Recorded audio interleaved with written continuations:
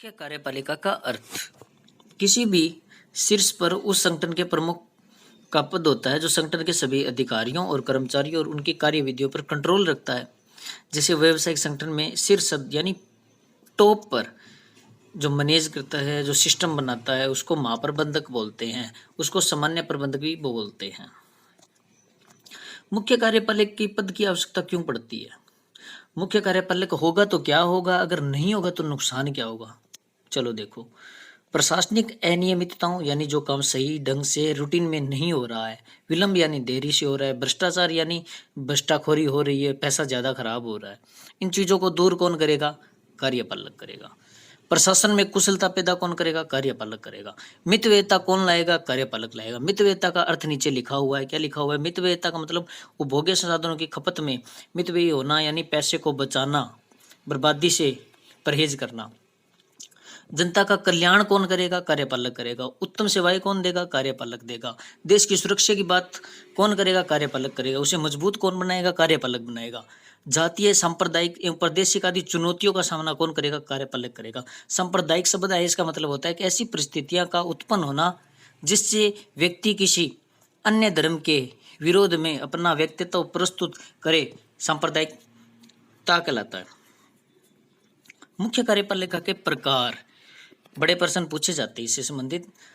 पहला है संस्थात्मक कार्यपालिका, दूसरा अध्यक्षतात्मक कार्यपालिका, तीसरा नाममात्र कार्यपालिका, चौथा वास्तविक कार्यपालिका, पांचवा एकल कार्यपालिका, छठा बहुल कार्यपालिका। इसमें कार्यपालिका शक्ति किसी एक व्यक्ति में निहित न होकर मंत्रिमंडल या कैबिनेट में निहित रहती है।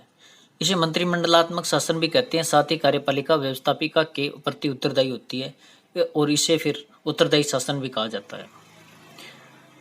व्यवस्थापिका का मतलब होता है संसद को कहते हैं, जिसके दो सदन है, उच्च सदन राज्यसभा, निम्न सदन है लोकसभा। संस्थात्मक कार्यपालिका की प्रमुख विशेषता क्या है? नंबर 1, नाममात्र की एवं वास्तविक कार्यपालिका। राज्य का प्रधान नाममात्र की कार्यपालिका होता है, जबकि वास्तविक कार्यपालिका मंत्रिपरिषद होती है, जैसे भारत का राष्ट्रपति श्री रामनाथ कोविंद जी है वर्तमान के राष्ट्रपति। कार्यपालिका संसद के प्रति उत्तरदायी, दोनों एक दूसरे के घनिष्ठ रूप से संबंधित है। निम्न सदन में बहुमत प्राप्त राजनीतिक दल का नेता प्रधानमंत्री का पद ग्रहण करता है तथा राजनीतिक दल में से मंत्रिपरिषद का निर्माण करता है। मंत्रिपरिषद अपने कार्यों के लिए अंतिम रूप से इसी लोकप्रिय सदन के प्रति उत्तरदायी होते हैं। हमारे वर्तमान प्रधानमंत्री जी हैं श्री नरेंद्र दामोदर दास मोदी जी। राजनीतिक दल एक शब्द आया, उसका मतलब होता है लोगों का एक ऐसा संगठित गुट होता है जिसमें सदस्य किसी साझी विचारधारा में विश्वास रखते हैं, जैसे आईएनसी इंडियन नेशनल कांग्रेस और बीजेपी भारतीय जनता पार्टी। ये बड़े दल हैं, हमारे केंद्रीय स्तर पर चुनाव लड़ते हैं।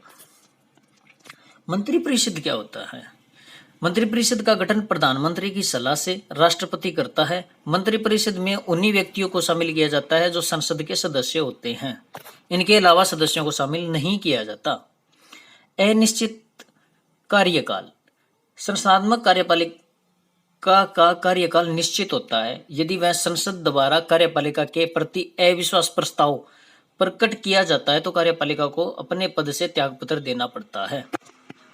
अविश्वास प्रस्ताव क्या होता है? इसका नाम निंदा प्रस्ताव, अविश्वास प्रस्ताव या विश्वास प्रस्ताव पर मतदान एक ऐसी संसदीय प्रस्ताव है जिसके पारंपरिक रूप से विपक्ष द्वारा संसद में एक सरकार को हराने या कमजोर करने की उम्मीद में रखा जाता है और उस पर वोटिंग की जाती है। अगर ये अविश्वास प्रस्ताव पास हो जाता है तो सरकार को त्यागपत्र देना पड़ता है। त्यागपत्र क्या होता है? त्यागपत्र मतलब इस्तीफा, अपने पद से मुक्त हो जाना। व्यक्तिगत उत्तरदायित्व भी बनता है इसका।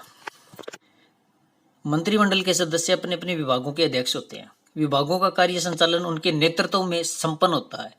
इस प्रकार विभागों के कार्यों के लिए व्यक्तिगत रूप से संसद के प्रति उत्तरदायी होते हैं। नेतृत्व क्या होता है? एक ऐसी योग्यता है जो व्यक्तियों को नेता द्वारा अपेक्षित विधि के अनुसार कार्य करते या करने के लिए प्रेरित करता है। एक लीडर होता है। फॉर एग्जाम्पल बीजेपी के नेतृत्व में आज मोदी जी हैं, जो इनके नेतृत्व में सरकारें बनती है, इनके नेतृत्व में सारे काम होते हैं। मंत्रिमंडल, मंत्रियों की 3 श्रेणियां हैं। कैबिनेट मंत्री, राज्य मंत्री, उप मंत्री। कैबिनेट मंत्री के बारे में देखते हैं। किसी सरकार के उच्च स्तरीय नेताओं के समूह को कैबिनेट कहते हैं। प्राय उन्हें मंत्री, मिनिस्टर कहा जाता है, किंतु कहीं कहीं उन्हें सेक्रेटरी भी कहा जाता है।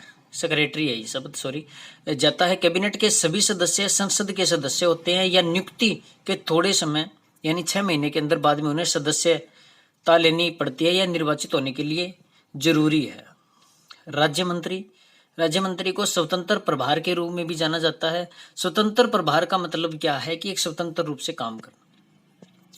मंत्री पद की शपथ के लिए व्यक्ति को दोनों सदनों में से किसी एक सदन का सदस्य होना बहुत ही आवश्यक है या फिर 6 महीने के अंदर अंदर सदस्य बने वो।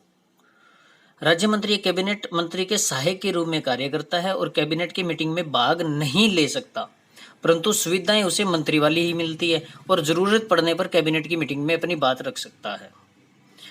तो उप मंत्री कौन से होते हैं? उप मंत्री के बारे में बात कर लेते हैं। मंत्रालय के किसी भी विभाग का कार्य निपटाने हेतु मददगार होता है। मंत्रिमंडल की विचार विमर्श के अर्थात कैबिनेट की बैठक में उसकी कोई भागीदारी नहीं होती है। ये थे मंत्रिमंडल के 3 प्रकार, इनके बारे में प्रश्न पूछा जाता है। सामूहिक उत्तरदायित्व के बारे में बात करेंगे। मंत्रिमंडल के सदस्य सामूहिक रूप से संसद के प्रति उत्तरदायी होते हैं। नीति संबंधी प्रश्न पर लोकसभा में किसी एक मंत्री की पराजय यानी सारे मंत्रिमंडल की पराजय मानी जाती है, यानी हार होगी तो सभी का मानी जाएगी। मंत्रिमंडल के सदस्य एक साथ डूबते हैं या तैरते हैं। प्रधानमंत्री का शासन, संसदीय शासन में प्रधानमंत्री को वास्तविक नेता माना गया है जिनके पास वास्तविक शक्तियां हैं। और राष्ट्रपति जी के पास क्या है? राष्ट्रपति जी के पास नाम मात्र की शक्तियां हैं जिनका प्रयोग प्रधानमंत्री तथा उनकी मंत्रिपरिषद करती है। इसके बारे में हम पढ़ चुके हैं और डिटेल में आगे पढ़ेंगे। वह निम्न सदन यानी लोकसभा में बहुमत दल का नेता होता है। इंग्लैंड में लोक सदन तथा भारत में लोकसभा में बहुमत दल का नेता प्रधानमंत्री के रूप में नियुक्त किया जाता है। बहुमत होता क्या है? मेजोरिटी क्या होती है? शब्द का प्रयोग मतदान वोटिंग के संदर्भ में किया जाता है। सामान्यतः जो प्रत्याशी सर्वाधिक मत प्राप्त करता है उसे बहुमत कहते हैं, यानी बहुत मिला है उसे बहुमत कहते हैं।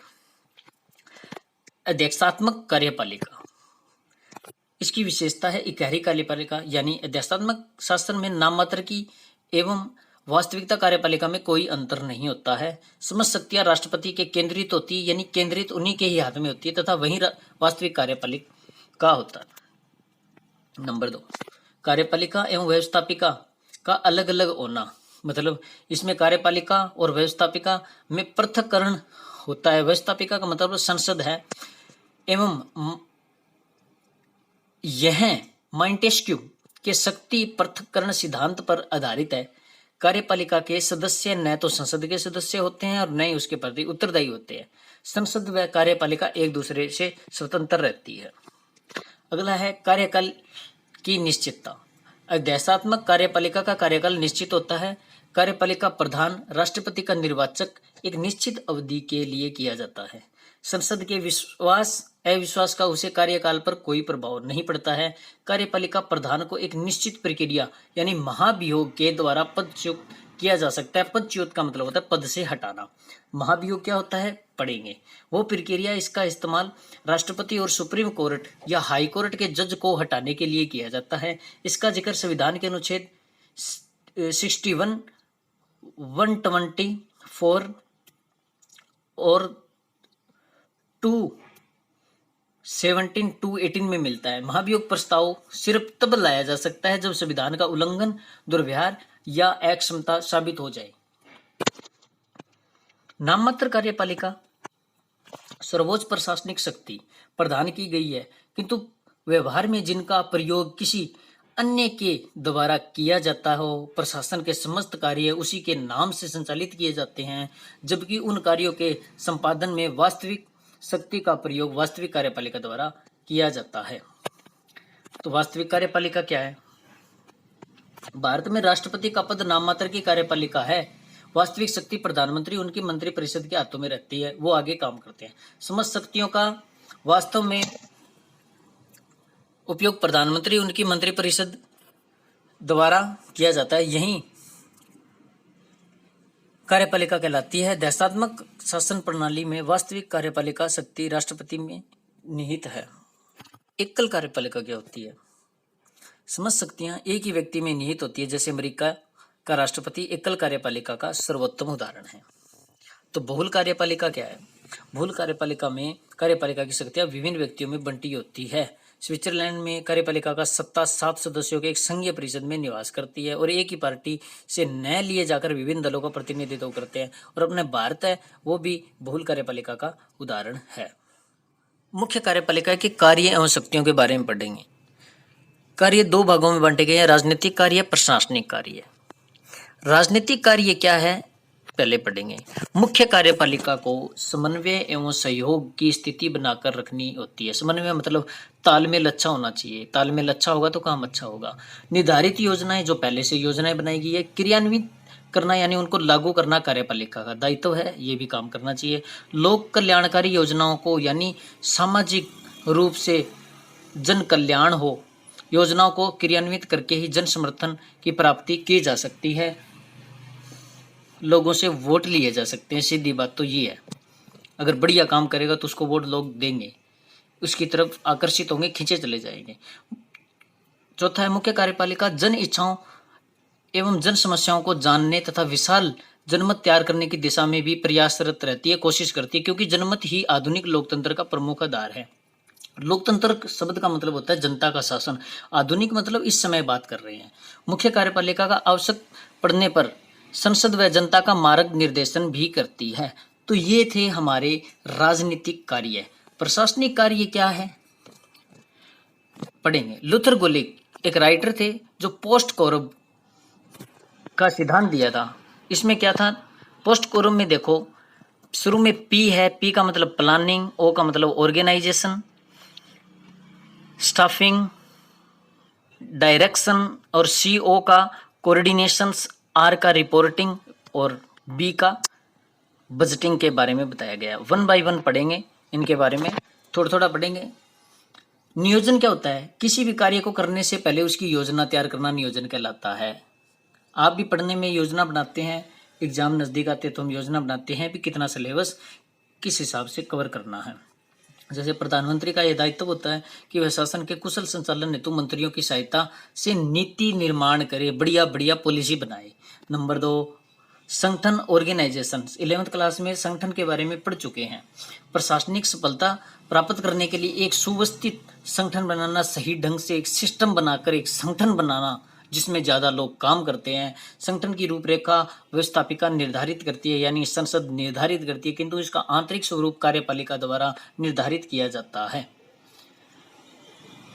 स्टाफिंग के बारे में पढ़ेंगे। कार्मिकों की व्यवस्था करना। मुख्य कार्यपालिका के शासन के संचालन हेतु पदाधिकारियों की नियुक्ति करनी होती है, यानी काम करेंगे तो स्टाफिंग यानी बंदे तो चाहिए ना हमें, उसकी नियुक्ति की जाती है मुख्य कार्यपालिका के द्वारा। उदाहरण के लिए भारत में राष्ट्रपति, राज्यपालों, उच्चतम न्यायालय तथा राज्य के उच्च न्यायालयों के न्यायाधीशों की नियुक्ति, राजदूतों एवं संघ लोक सेवा आयोग के सदस्यों की नियुक्ति मुख्य कार्यपालिका द्वारा किया जाता है। एक प्रश्न आता है राष्ट्रपति किन किन की नियुक्तियां करता है, तो ये जो एग्जाम्पल है हम दे सकते हैं। निर्देशन, डायरेक्शन तय करना। मुख्य कार्यकारी का एक महत्वपूर्ण दायित्व है कि अधीनस्थों का मतलब जो नीचे काम करने वाले को आवश्यक निर्देश देना, उनको बताना। वह संपूर्ण प्रशासन के कार्यों का निरीक्षण एवं नियंत्रण करता है। निरीक्षण का मतलब होता है जांच पड़ताल करना, बारीकी से, सूक्ष्म रूप से। नियंत्रण, कंट्रोल करना, कोई चीजें खराब तो नहीं हो रही है, कोई सिस्टम खराब तो नहीं हो रहा है, सही नियम बनाए गए, उस नियमों के अनुसार काम हो रहा है या नहीं हो रहा है, ये मुख्य कार्यपालक देखेगा। किसी भी विभाग के कार्यों की जांच पड़ताल करने का अधिकार मुख्य कार्यकारी को होता है। वह नियमों, विनियमों और आदेशों का प्रशासन निर्देश करता है। समन्वय, एक अच्छा तालमेल बनाना। जैसे फॉर एग्जाम्पल, एक नॉर्मली अगर हम बात करें, अगर आपका तालमेल आपकी कक्षा में सहपाठियों के साथ अच्छा होगा तो उनसे कभी भी आप कोई ज़रूरत की चीज़ें ले सकते हैं, उनको दे सकते हैं, क्योंकि आपका तालमेल, सहयोग, समन्वय अच्छा है, बोलचाल अच्छी है। बोलचाल अच्छी होगी, तालमेल अच्छा होगा तो वो काम आएंगे। तो इसका मतलब ये है कि संगठन की विभिन्न इकाइयों के मध्य, क्योंकि संगठन में तो लोग ज़्यादा काम करेंगे और तालमेल होना बेहद जरूरी है। तो मुख्य कार्यपालिका प्रमुख कर्तव्य है समन्वय की प्रक्रिया में यह देखा जाता है कि विभिन्न इकाइयों के मध्य सहयोग की भावना है कि नहीं है। अगर नहीं है तो पैदा की जानी चाहिए। सहयोग की भावना पैदा कौन करेगा? मुख्य कार्यपालक करेगा। और कई चीजें ऐसी आ जाती है, कई बार एक मुख्य कार्यपालक ये देखेगा कोई काम दोहरान कार्य तो नहीं हो रहा, उसमें संगठन में कई लोग होते हैं, वही काम, एक ही काम कई लोग कर रहे हैं, तो फिर फायदा क्या हुआ ज़्यादा लोग होने का। प्रतिवेदन मतलब रिपोर्टिंग, रिपोर्ट तैयार करना, जांच पड़ताल के बाद रिपोर्ट तैयार की जाती है, उसका विवरण तैयार किया जाता है। जैसे आपका फाइनल रिजल्ट आता है तो आपके पास रिपोर्ट कार्ड होता है, आपकी पूरी साल की रिपोर्ट आती है उसके अंदर। ऐसा ही इसमें सिस्टम होता है। बजट यानी कोई भी संगठन हो, पैसे की तो जरूरत होती है, जैसे प्रशासनिक दायित्वों की पूर्ति हेतु धन की आवश्यकता होती है। इस हेतु कार्यपालिका बजट तैयार करके व्यवस्थापिका के सम्मुख प्रस्तुत करती है। बजट पास होने के बाद राज्यों एवं विभिन्न विभागों के मध्य आवश्यकता अनुसार धन वितरित किया जाता है। बजट किसे कहते हैं, एक प्रश्न आता है तो इसका उत्तर दोगे कि आय व्यय का एक साधारण विवरण होता है, तो उसे हम बजट कहते हैं। इस चैप्टर के बारे में नेक्स्ट वीडियो में हम और पढ़ेंगे, क्योंकि बहुत सी चीज़ें बाकी रह गई है, तो पॉइंट टू पॉइंट एक एक चीज़ हम क्लियर करेंगे। Thank you.